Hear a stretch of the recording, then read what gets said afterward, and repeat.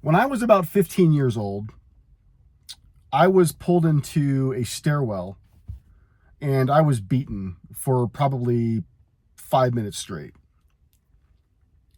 And there was no one around to hear me scream, and no one cared about the fact that this happened after it did conclude. And there was no reason why this event happened.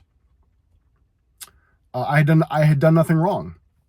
And this was one of probably a dozen instances when something like this happened in my early adolescence.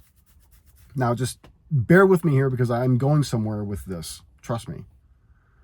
Over the course of my life, those experiences and ones like them fermented into a deep, deep, deep kind of existential ache, a pain that has stayed with me throughout my entire life. And if it were only the pain itself that affected me, if it were only just the visceral hurt that I experienced in those instances that stayed with me, the memories, the flashbacks, the nightmares, if the pain itself, the raw sort of core pain, were all that I had to endure for the rest of my life, it wouldn't be that bad. But no, there comes with this necessarily, I think, an embarrassment, a shame, and a guilt for continuing to have this pain inside me 30 years after the fact. And by the way, I'm only talking about a subset of trauma.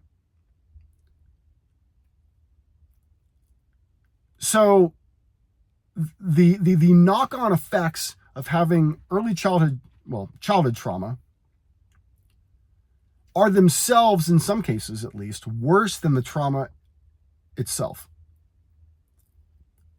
And I think finally, after decades of trying to kind of analyze and process this, that I understand at least in some part why this is.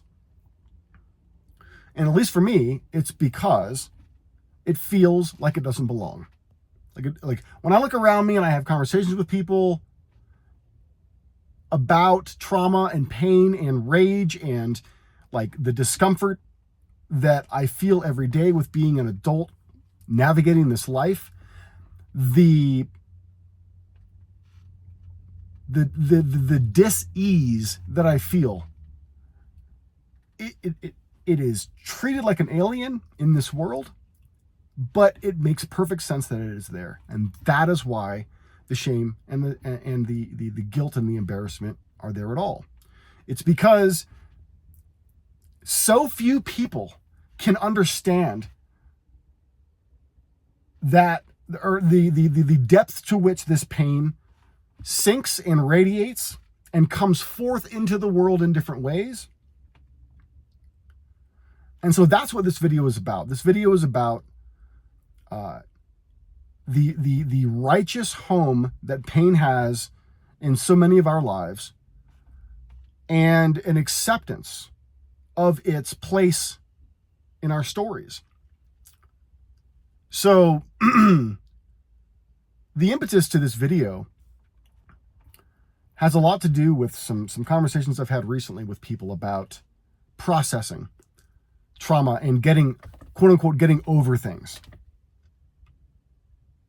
And there seems to be this conception that if enough time goes by, and if you've done enough work, that in some way your pain can either go away, transform, and I do believe it can transform, but it can leave you, and it can make it so that you can live an otherwise normal life, not burdened by the weight of your past. And maybe in some cases that is the case. I believe that some people can experience that, but for those of us who have this interminable ache that stems from a collection of experiences that you can't even begin describe or break open for just anyone, and nor do you want to. For those people, the pain has an eternal home, and it's not going anywhere.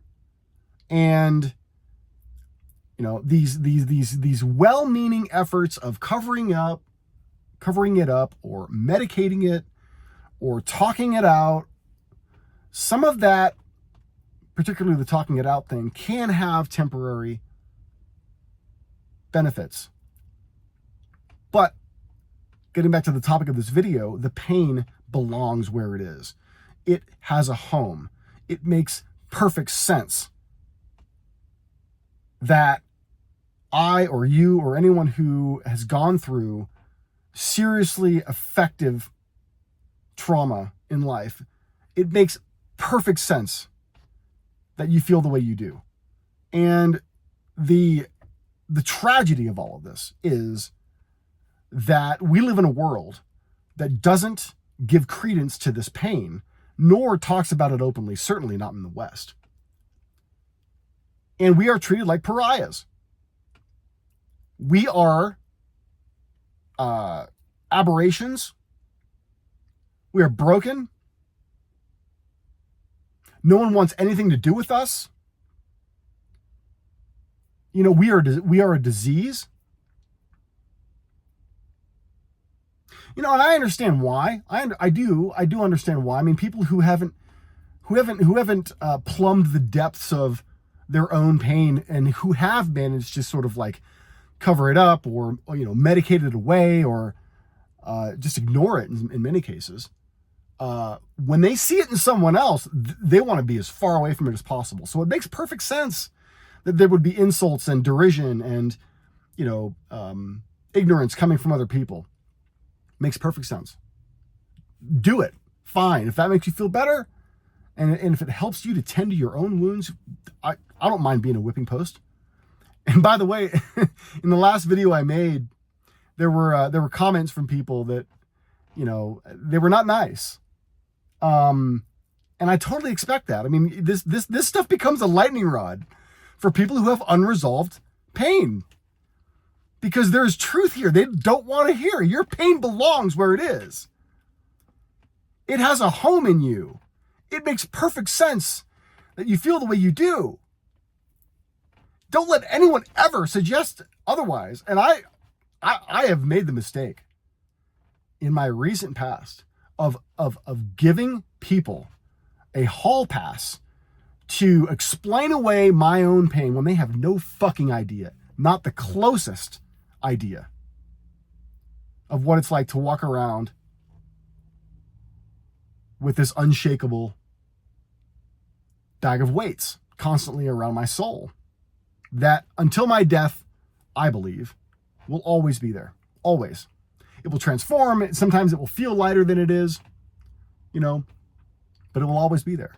But my mistake has been, and this is why I titled the last video, No More Apologies. My mistake has been buying into this idea that I can be somebody who doesn't hurt so profoundly and so deeply every day. And by the way, I bought into this idea that I can be normal, and I can live a normal life. No way. I've tried that.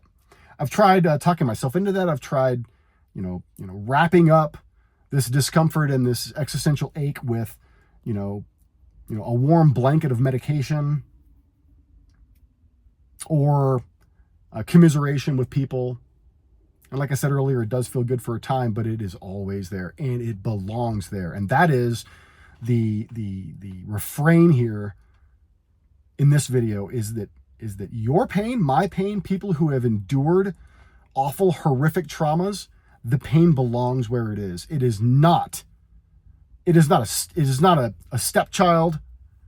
It is not a interloper.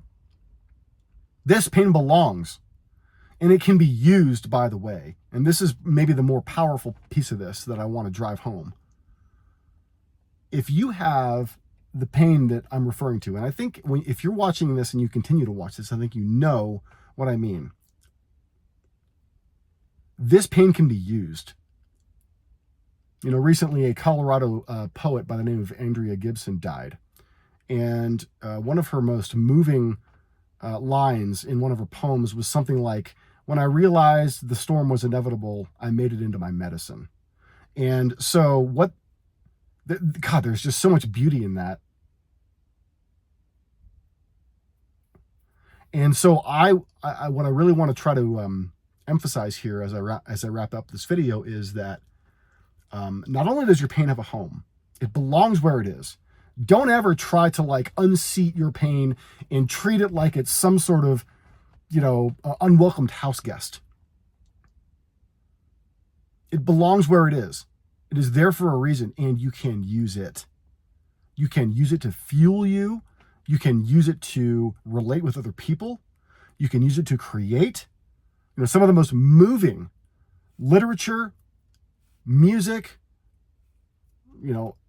anything creative I've ever consumed has come from people who have channeled their pain to create something beautiful. And so in that way, not only does pain have a home, but it has a purpose.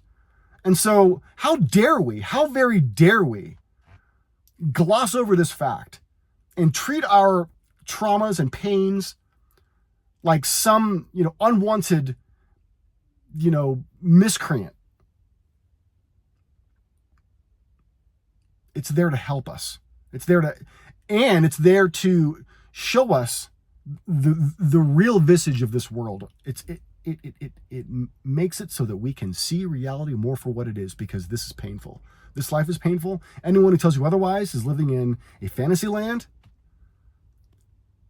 They don't want to hear it. Fine, let them not hear it. Let them be lulled to sleep by the lullabies of frictionless living. That is not me, and I suspect it's not you either. So even if it's only for today, I have a request of you, dear subscriber, dear watcher of this video. My request of you is to, at least for today, treat your pain as if it belongs where it is. And do not feel embarrassed. Do not feel guilty. And do not feel ashamed for having it in your life. That's it. I'll see you in the next video. Thanks, guys.